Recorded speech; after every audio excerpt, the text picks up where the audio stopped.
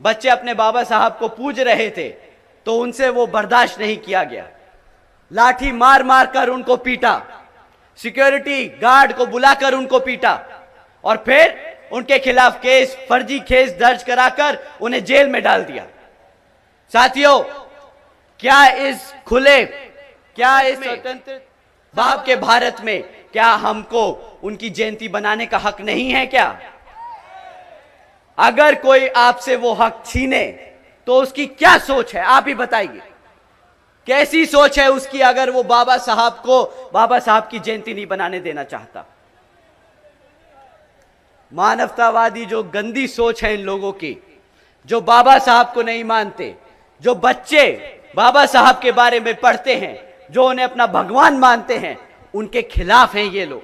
तो अगर सरकारी कॉलेजेस जहां पे शिक्षा दी जाती है, अगर शिक्षा के जन्मदाता, शिक्षा के जो प्रतीक है हमारे, अगर उसकी ही जयंती नहीं बनाने देंगे तो ये लोग किसके साथ हैं और किसके खिलाफ, आप खुद ही समझ जाइएगा। साथियों, इन्होंने जातिवादी हमारे बच्चों की शिक्षा तक में घुसा रखी है। ये चाहते नहीं कि हमारे बच्चे पढ़े, हमारे इतिहास के बारे में जाने। आप जानते हैं ना वो बड़े बुजुर्ग क्या कहते हैं? मैं सभी युवाओं से बोलता हूं साथियों, बड़े बुजुर्ग हमेशा कह के गए हैं कि अगर किसी समाज को खत्म करना है तो उसका इतिहास मिटा दो, उसको इसके इतिहास से दूर कर दो। हमारे स्कूल में, हमारे कॉलेजेस में बाबा साहब का इतिहास है, हम उनके बारे में पढ़ते हैं तो आज हम जानते हैं कि हमारी ताकत, हमारी शक्ति क्या है।